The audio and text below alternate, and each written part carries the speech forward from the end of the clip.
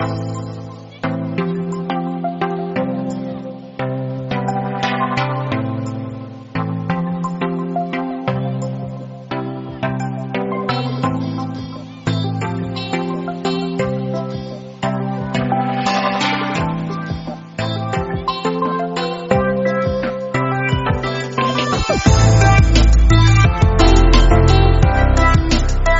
we came to Mumbai, you had a one-room kitchen. Then when the kids came in, you had a one-bedroom. When kids were getting married, you got a two-bedroom. When they had a family, you were at 2 or 3-bedroom. This is the transition we see.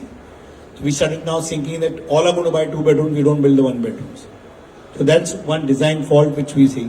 Yes, I know there are a lot of issues that to attain to that parking or the cost of 1 bedroom will be much more higher than a 3-bedroom. All that is said, but as it said, it has to be a demand and supply aspect of that. That's one part of it. The second part of it, which again Carl again said, is the open space. We really compromise at times for the open space to consume that FSI, which is not a good price to sell. We all don't understand the NAV of business in real estate. Because we think that the tide is always going to be high, we'll always go to high price. It's never like that, Akshu.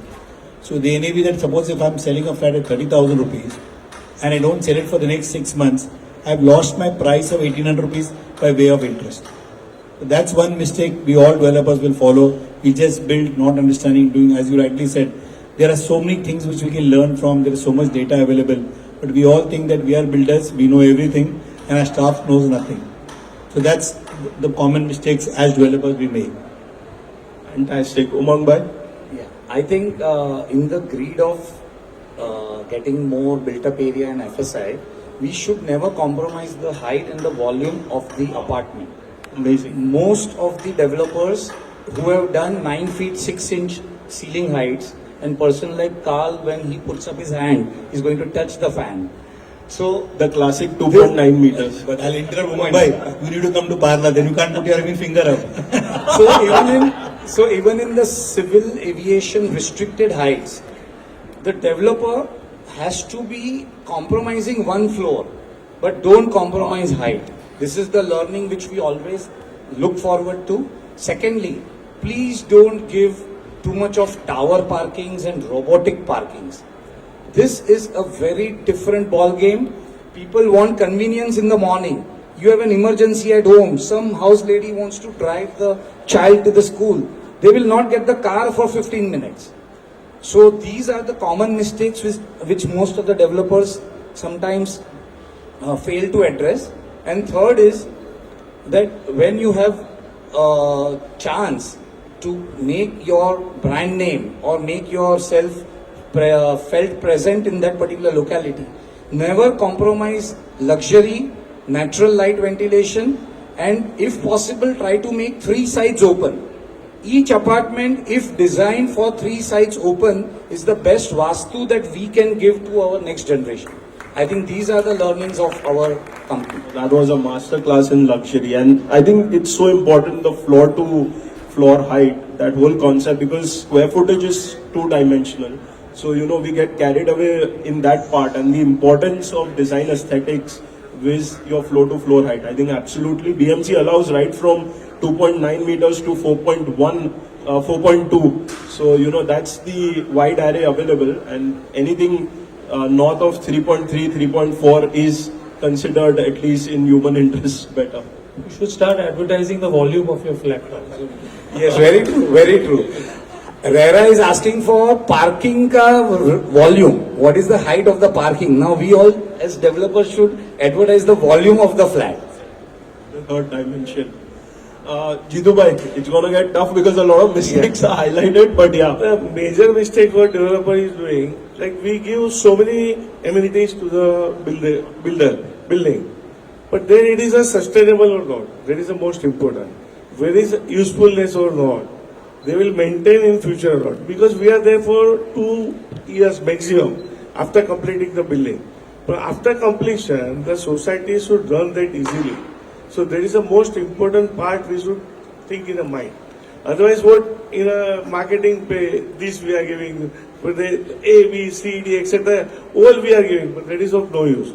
Many societies don't operate swimming pool, don't operate properly gym, So that is all mistakes what we are doing in marketing. So by giving these amenities, we are compromising luxury for spaces and etc. So that is a main mistake what we are doing. I think that's so important. People have turned residential projects into resorts.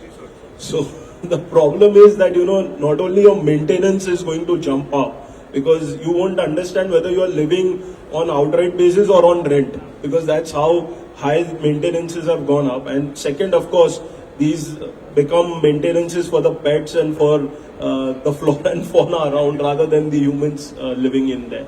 Fine is adding to happiness index. See, in a life we are forgetting happiness index.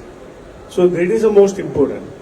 And Thane, by the grace of natural God, that is a mountain, water, and in between the space. Here some architects are there. It is the best in Vastu. So it is the best in luxury life. So it adds to a mind happiness of the people. So then you get a very good spaces there. And with the blessing of Deputy CM and former CM, we have so many infrastructure projects coming in. It adds to the best of your life. It curtails time, it curtails garden, it curtails any other amenities. So Thane has emerged as a best project, luxury project of the city adjoining to Mumbai. Value for money, because in South Mumbai, at what price you buy, or at eastern suburb or western suburb, what price you buy, here you get a price benefit. The more luxury, if there is a parking issue there, in Matunga or in western suburb or in Valkeswar when you build, there is always a problem of parking, openness. Here you get everything for your children, for yourself, for your elders, like parents. So everything is there. The best schools are there. So that is the best lecture. Absolutely. And all these factors come. On this panel discussion and what CREDAI focused in Crux about. So I thank the organizer DPOV. It was a really good show, and more important, it was a good collaboration with CREDAI MCHI, with all the designers and all the people around. The good part to see its actual design, not just total crowded part of it. The quality was very good, and hopefully people will learn a lot from it. The panel was good. It was very open, well curated by Arshul, and Carl did a fantastic job by adding it. Vijay Bhai was the best part of it, having him here and talking about it. So I think it's going to be a lot of learning for every person here. How does luxury and sustainability in real estate goes hand in hand? So luxury, I think, is not a price myth. It's not a amenity myth. Not that you have Italian marble or some gold rim things. It's more a comfort to the end user, which is very important. Plus, it adds a convenience of time, how you spend time and how you get things done. And most important, the light and the ventilation, which is very, very important for human health. Welcome. Yeah. Please share your views on what this panel discussion was focused on today and how luxury housing with sustainability is important in a city like Mumbai. Perfect. Hi, I'm Dr. Harshul Savla, and I was very happy to moderate this panel on luxury. I think we redefined luxury, broke a lot of myths. Luxury was always about huge flats, high rates per square foot, but I think we talked about luxury right from one-room kitchen, 1 BHK to a penthouse. We also talked about what are the elements which constitute luxury, which includes elevating the standard of life, elevating the well-being, health, and overall happiness quotient of an individual and a family, and ultimately that's what one looks for when one buys their dream home. Thank you. It was a pleasure.